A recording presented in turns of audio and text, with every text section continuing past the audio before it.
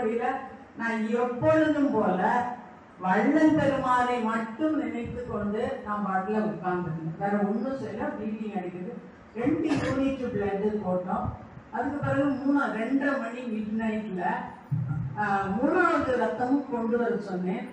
அவ நல்ல ஒரு உடல் பலமான ஒரு பெண்மணி. அதனால அவங்களுக்கு அது உடல் ரத்தம் போனது கூட 2 லிட்டர் 3 லிட்டர் கூட போயிருக்கும். கட்டியாக நம்மளுடைய வள்ளல் பெருமான் கிட்ட சொன்னது, இவங்களை காப்பாத்துறது மூலமா உன்னுடைய பிள்ளைய நீ காப்பாத்து அப்படிங்கிற ஒரே வார்த்தை தான் அவங்க கிட்ட சொன்னேன். எனக்கு எந்த கேடும் வரக்கூடாதுன்னு நினைச்சு பார்வையோ தெரியல. இப்படி ரொம்ப ஆச்சுது. இருந்தாலும் ஒரு டெக்னிக் பயன்படுத்தி அவ சொல்றேன், எனக்கு ஒண்ணுமே இல்லை, நீங்க ஏமா கவலைப்படுறீங்க அப்படின்றா. கடைசியில அவளே இருந்து அந்த போர்ட்ல இருந்து எழுப்பி காலையிலே தன்னுடைய அறைக்கு போய் காலையில இட்லி சாப்பிட்டு இன்னைக்கு மத்தியானம் சாதம் சாப்பிட்டு ரொம்ப ஹாப்பியா இருக்காங்க. இந்த செய்தி தான். நான் எப்பொழுதும் என்னுடைய வாழ்க்கையில் நடந்த விஷயங்களை தான் நான் அதை மேற்கோள் காட்டி ஒரு உதாரணமாக சொல்லும் பொழுது அது மக்களுக்கும் அது ஏற்றுக்கொள்வதாக இருக்கும். அடுத்தது ஒரு சிறந்த எனக்கு ஒரு நல்ல அனுபவமாக இருக்கும். நான் அந்த நோயாளி ஒரு 5 மாதம் குழந்தை, ஊனமான குழந்தை. அந்த குழந்தைக்கு உயிர் இருக்கிறது, ஆனால் கால்களில் ஊனம், 2 கிட்னிகளும் இல்லை. அதை அந்த பெற்றோர்கள் சொன்னார்கள், நம்மளுடைய ரெகுலராக நம்மகிட்ட வர பேஷண்ட் இல்லை, வேற எங்கேயோ உள்ள பேஷண்ட் தான். அப்புறம் முதல்ல ஏற்றுக்கொள்வது சிரமமாக இருந்தது. ஏன்னா அவங்களுக்கு என்ன ப்ராப்ளம் இருக்கு தெரியாது. இருந்தாலும் ஒரு தெரிந்த ஒரு டீச்சர் அனுப்புனதுனால நேற்று அவர்களுக்கான சிகிச்சை முறை மத்தியானமே ஆரம்பித்தோம். எவ்வித பலனும் இல்லை. இரவு ஒரு 9 மணிக்கு மேல பனிக்கூடம் உடைந்தது. ஆனால் அதிகமான உதரப்போக்கு. நான் என்னுடைய சர்வீஸிலே 2-3 கேஸ் தான் இந்த மாதிரியான உதரப்போக்கு இருக்கு. அவர்கிட்ட சொல்கிறேன், அவர்கள் ரொம்ப ஏழை குடும்பத்தை சேர்ந்தவர்கள். அவங்ககிட்ட சொல்றேன், நீங்க பெரியாஸ்பத்திரிக்கு கொண்டு போயிருங்க.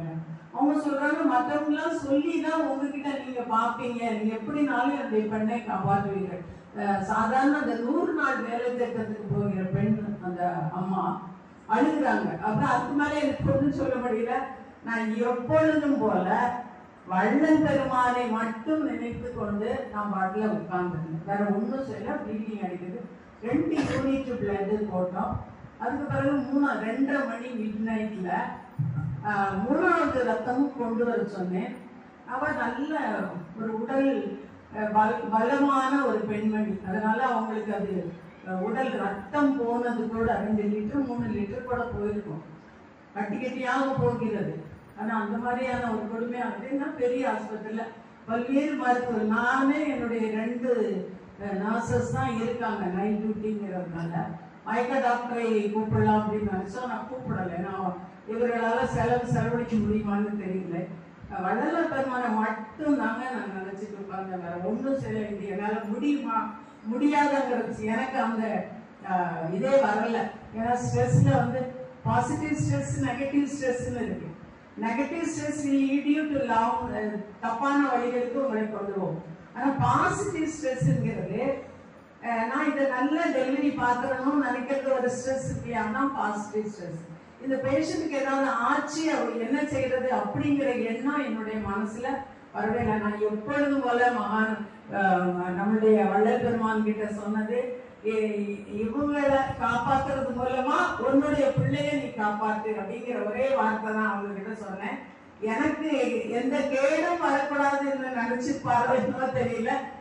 இப்படி ரொம்ப ஆச்சுது. இருந்தாலும் ஒரு டெக்னிக் பயன்படுத்தி அவ சொல்றேன், எனக்கு ஒண்ணுமே இல்லை, நீங்க ஏமா கவலைப்படுறீங்க அப்படின்றா. கடைசியில அவளே இருந்து அந்த போர்ட்ல இருந்து எழுப்பி காலையிலே தன்னுடைய அறைக்கு போய் காலையில இட்லி சாப்பிட்டு இன்னைக்கு மத்தியானம் சாதம் சாப்பிட்டு ரொம்ப ஹாப்பியா இருக்காங்க. இந்த செய்தி தான். இந்த ஜீவ காரணியங்கிறது நான் அவளுக்கு காட்டின ஒரு காரணியம். நம்முடைய பகவானுடைய வார்த்தை மூலமாக அவள் பிழைத்து கொண்டது அவருடைய அற்புதத்தினாலதான் என்கிற ஒரு அழுத்தமான செய்தி எல்லாருக்கும் நீங்க சொல்லணும். ஏன்னா நம்ம கலங்க வேண்டியதில்லை. இவ்வளவு